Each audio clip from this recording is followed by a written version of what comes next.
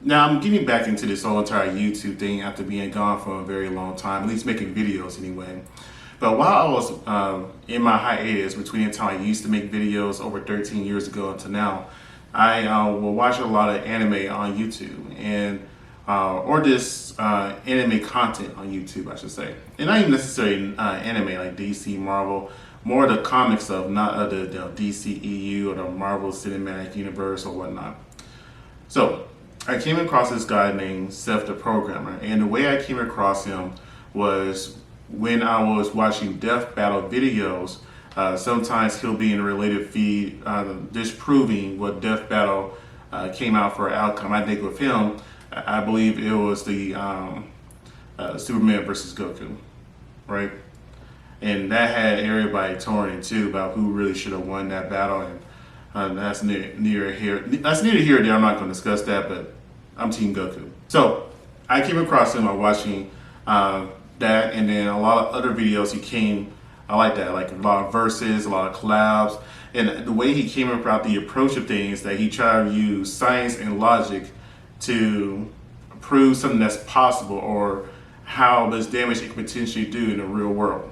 So real world logic in a fictional universe. So it was a pretty cool approach. Haven't really seen that too often.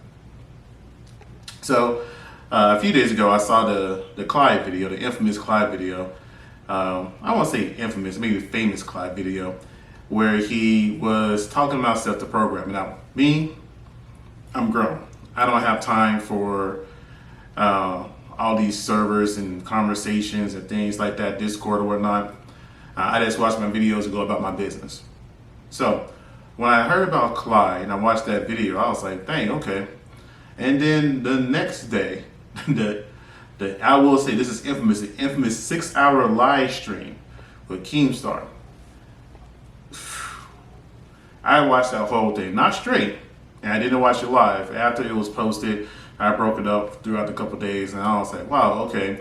And the one thing I definitely came across with Seth, or the determination I came across with him. Yeah, he brought some of his supporters, and his supporters didn't do a great job supporting him. The only person that really did a halfway decent job was the lawyer, right? The guy that was talking about legal terms and things of that nature. I can think of names. I can think of none of the names on here right now. But the stuff that he admitted to was a straight disgrace. And, you know, when I was looking at his page, when I first found this out, you know, I knew he was close to 1 million subscribers. Now, I think he's at 800,000, somewhere around that area.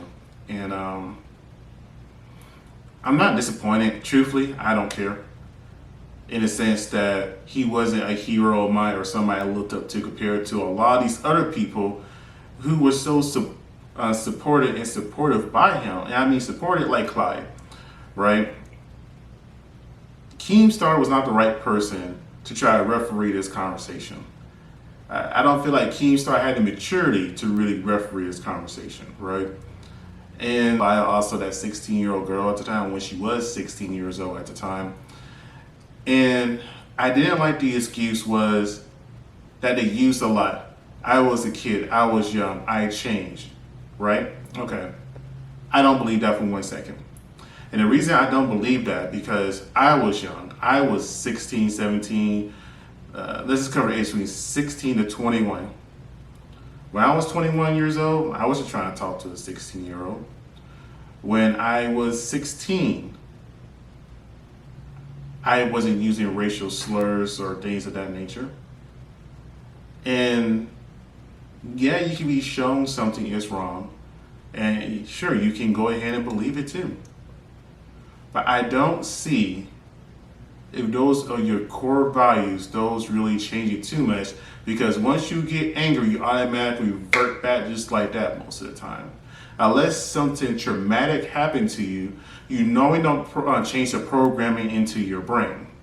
I won't say traumatic, something good too, like if you, let's say if you was a white boy who ended up getting married to a black woman, and you got really close to their friends and family and stuff like that, that could change your outlook too. But it normally has to be a drastic life change to have that programming change about you. Now, when it came to Self, I never heard him say, yes, well, this happened, this is why it changed. It was just like, well, yeah, I was younger, I'm older now, I know it's wrong. No, it's more like I'm older now, I'm making close to 6 figures a month, I'm not trying to lose that, so let me go ahead and say whatever I can.